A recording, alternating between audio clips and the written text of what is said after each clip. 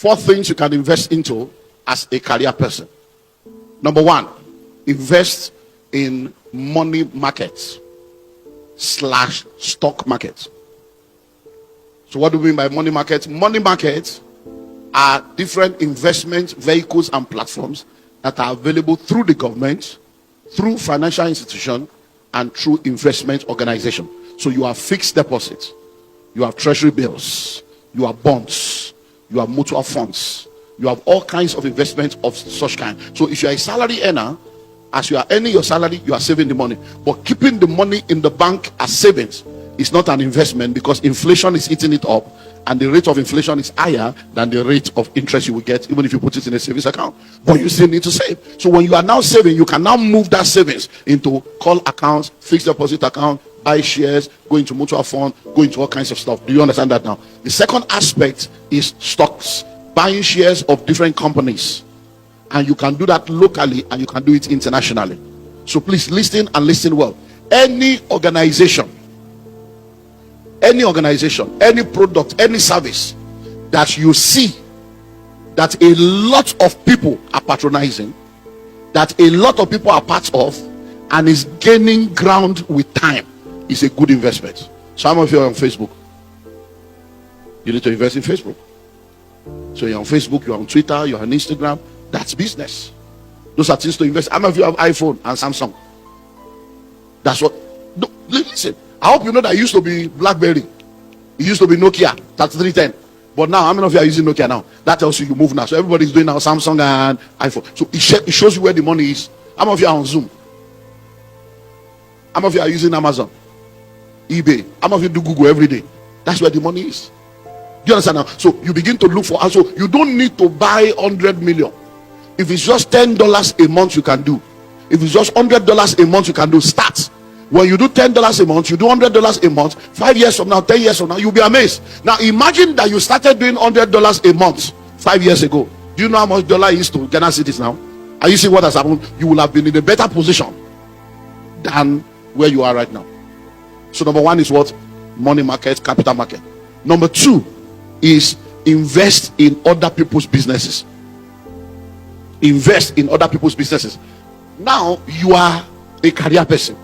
You are a career professional. You are busy doing your work, but you are making money. There are people out there that have good business idea, good business sense, but they need funding. They need somebody to fund them. They need somebody to give them money. That is who you can be. So even though you are a career person, you can be an investor in other people's businesses, and you can be a silent partner. So imagine now that you have 3% of 13 companies in Ghana, and the businessman is running his business. Hello, let me help you go to the lowest hanging fruit.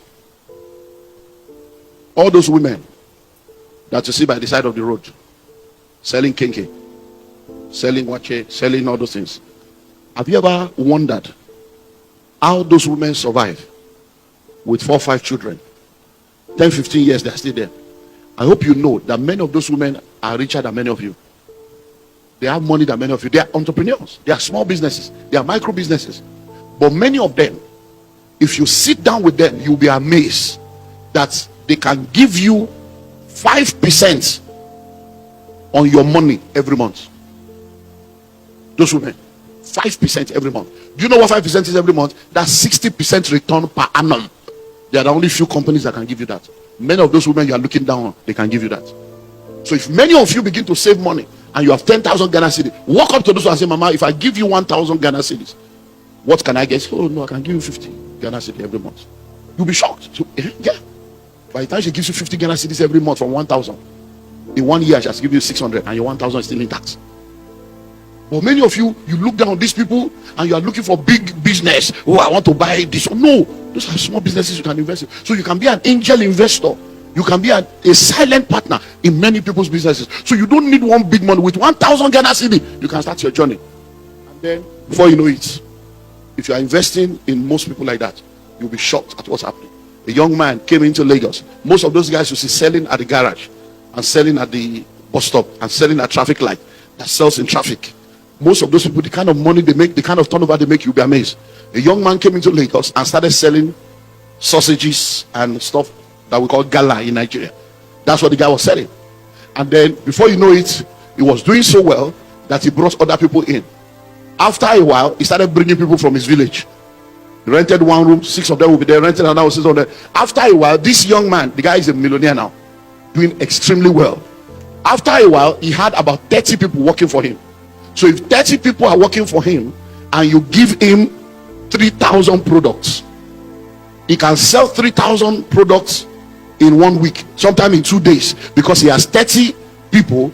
3,000 divided by 30, and he gives them target and say, go and sell this. So before you know it, this guy started going into meetings with CEOs. Companies were calling him and saying, please, we want to release a new product, so we want you to be the marketer. And they were giving him 30% discount.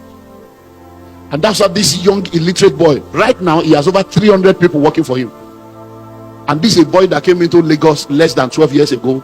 I said nobody. Now newspaper is talking about him, people are calling him, but that's how he started. So most of the time, many of us don't understand that there is money on the street. We are looking at those big things, looking at no, I'm just showing you little things.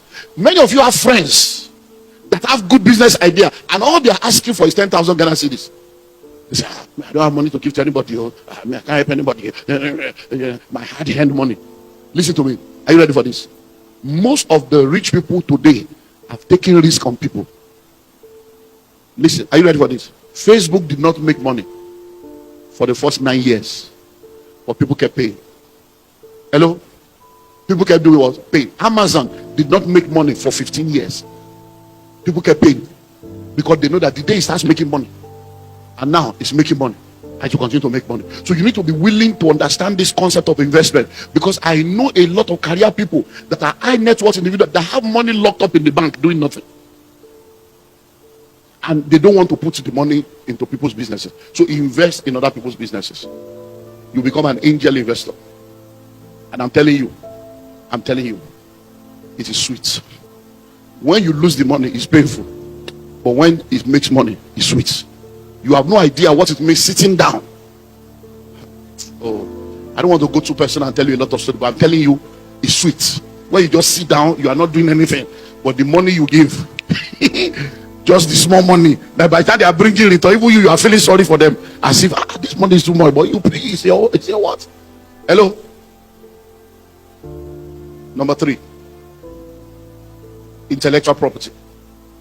Intellectual property. One of the uniqueness of intrapreneurs is the fact that because they are working within the organization, they understand the bottlenecks, they understand the problems, they understand the gaps, and they're able to provide solution for those problems and those gaps. So you can become someone that is involved in intellectual properties, where you are coming up with ideas and concepts that solves problems for your organization because you are part of the organization.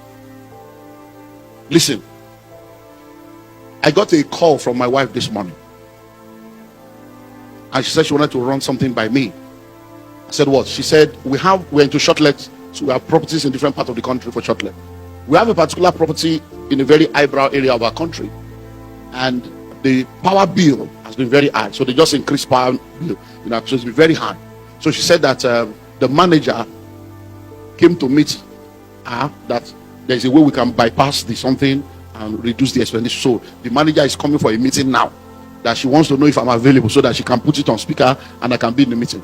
So I told her I don't need to be in the meeting, that when it comes, let him explain, but you already know our value system, that anything that is contrary to integrity, we cannot do it. But if it is a wise strategy, not integrity issue, maybe switch off this one or bring inverter here, if it's something wise, fine, we'll do. So by the time the guy came, apparently I was still available because I thought I would be coming in, so I said I'm around. So I was there, so the guy explained. So she said to him, chairman is hearing you. That so this is what you are talking about, that are you not supposed to be a Christian? That this thing you are asking me now, do you think is okay? That chairman is hearing you. Do you think it's okay? Say, hey, I just wanted to, but where am I going to? The person that gave him the information is a staff of the company.